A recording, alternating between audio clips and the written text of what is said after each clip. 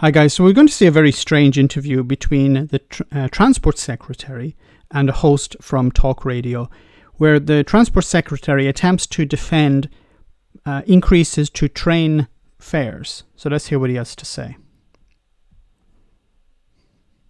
2.7%, it's still above inflation. How on earth can you justify it if the quality of service simply hasn't improved?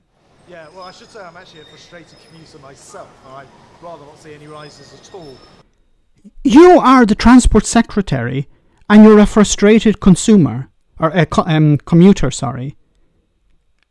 Just take that image for a moment. Hear what he said.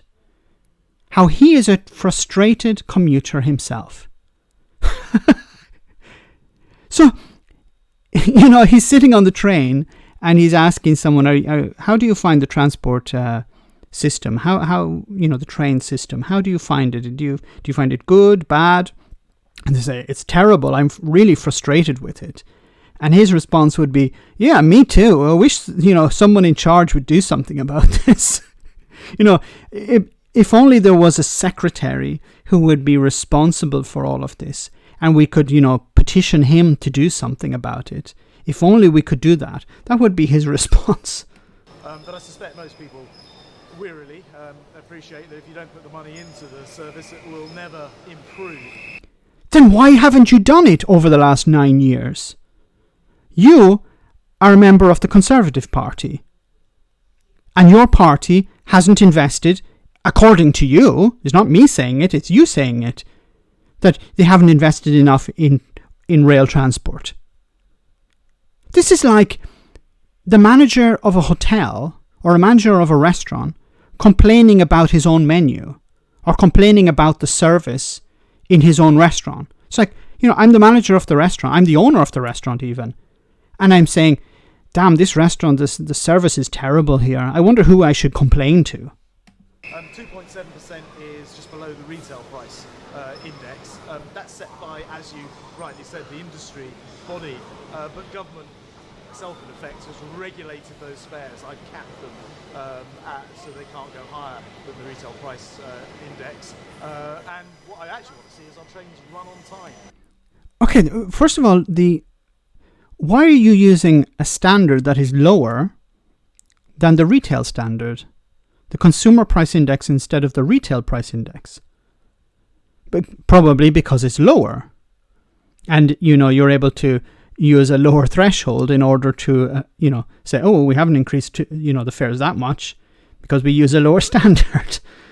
And also we want the trains to run on time. Once again, who is responsible for this? You are responsible for this. Damn, these trains are not running on time. I wish that we could, write a letter of complaint to someone. Maybe I'll write a letter of complaint to myself.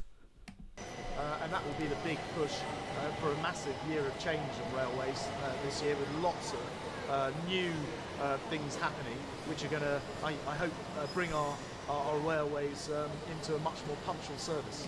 So things are going to be more punctual because of a lot of things are happening. Such as, can you give an example or two of some of these things? What are these things? Can you point to some idea of what these things look like? Yes, we're going to do some things that are going to improve punctuality. You could say we're going to invest in more staff, which would increase punctuality. We're going to invest in new trains. We're going to invest in new infrastructure. Things. Things. Has this guy been handpicked by Boris Johnson? You're going to be the secretary. Sorry, not trade, the transport secretary. Maybe he'd do just as well as trade. But I know nothing about trains. I only, use them once a week or something. Yeah, that's good enough. You can be the transport secretary. Yeah, but the trains are crap. Yeah, but you're going to be the transport secretary. A lot of people would say, why do you use RPI when CPI would be a better measure, since that's the measure of inflation that we use for so many of our other situations, particularly when it comes to pay rises?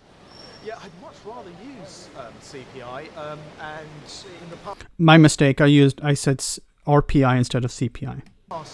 We have asked the unions if they will accept CPI for the pay rises on the railway. We'd asked the trade unions. What has this got to do with the trade unions? Then we can use CPI for these price increases as well. That's a no-go according to them, but it is something I'll continue to pursue because. But you can't say because the trade unions don't accept a standard that, well, then we have to increase the prices.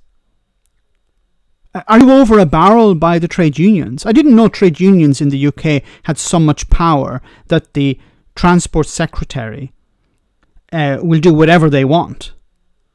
Can I be Transport Secretary? Maybe I have a bit more leeway in reducing prices for consumers, because you have absolutely zero. You're a frustrated commuter. You're someone who thinks that the trains don't run on time and they should run on time, and you're over a barrel that the trade unions have you in their pocket. This is ridiculous. How does this guy become the Transport Secretary?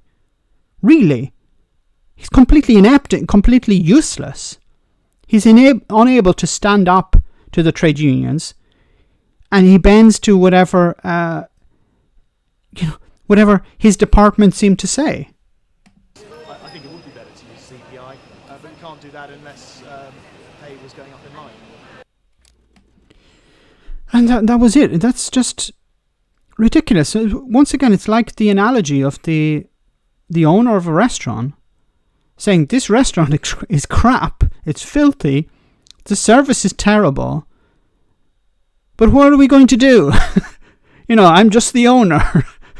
This is unbelievable. So let me know in the comments, guys, have you experienced really bad service from the on the trains? Do you use the trains every day? Also the tube, although I don't know if the tube is separate from the normal rail network. But what type of service have you experienced? And do you feel confident that this secretary will fix things and ensure that the trains run on time? Thanks.